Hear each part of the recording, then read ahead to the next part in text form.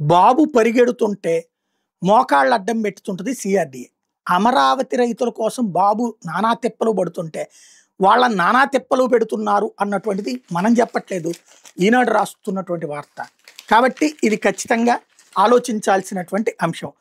నవ్యాంధ్ర రాజధాని అమరావతి నిర్మాణానికి భూములు ఇచ్చిన రైతులు అనేక అర్జీలు ఇస్తున్నా వాళ్ళ సమస్యలు పరిష్కారం కావడం లేదు. ప్రతి శుక్రవారం ప్రత్యేకంగా ప్రజా ఫిర్యాదులు స్వీకరిస్తున్న ఆశించిన ఫలితం కనిపించడం లేదు. కొన్ని సమస్యల పరిష్కారానికి విధానపరమైన నిర్ణయాలు తీసుకోవాల్సి ఉండగా మరికొన్నిటిని క్షేత్రస్థాయిలోని అధికారులు పరిష్కరించాల్సి ఉంది. నిర్మాణాత్మక చర్యలు తీసుకోవడంలో కొందరు అధికారులు చొరవ చూపడం లేదు. E5 రోడ్డు నిర్మాణానికి ఇళ్లు స్థలాలు ఇచ్చిన తుళ్లూరు ప్రజలు సమస్యల మీద గత నెలలో సిఆర్డీ అధికారులకు అర్జీలు ఇచ్చారు. వాటిని ఉన్నతాధికారులకు పంపించామని సమస్య పరిష్కారమైనట్టుగా ఫోన్లకి సందేశాలు కూడా పంపించేశారు. దీంతో రైతులు మండిపడుతున్నారు. వెంకటపాలెంలో N4 రోడ్డు నిర్మాణంలో భాగంగా సారవాగు మర్రివాగులకి అండర్ పాసులు డ్రైనేజ్ నీరు వెళ్లడానికి వీలుగా కల్వర్ట్ నిర్మించాలని స్థానికులు కోరారు.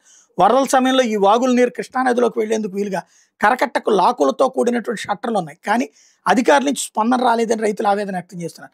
పదే పదే కార్యాలయాల చుట్టూ తిరుగుతున్న సరైన స్పందన ఉండటం లేదని, ఉన్నతాధికారుల పేరుతో క్షేత్రస్థాయిలో సమస్యలు పరిష్కరించడం లేదని రైతులు ఆందోళన చెబుతున్నారు. భూ సమీకరణ కింద భూములు ఇచ్చి 8 ఏళ్లు గడిచినా ఇప్పటికీ గ్రామకంఠం దరఖాస్తులు కొన్ని పరిష్కారానికి నోచుకోలేదు. రాయపూడిలో రైతుకు 1.2 ఎకరాల భూమి ఉంది.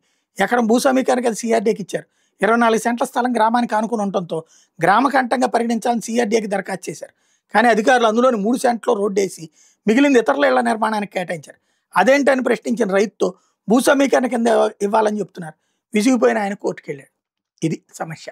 దీన్ని ఎవరు పరిష్కరించాలా? అధికారులు పరిష్కరించగలరా? వాళ్ళ చేతిలో అధికారం ఉందా? నిర్ణయాలు తీసుకుంటుంది నారాయణ.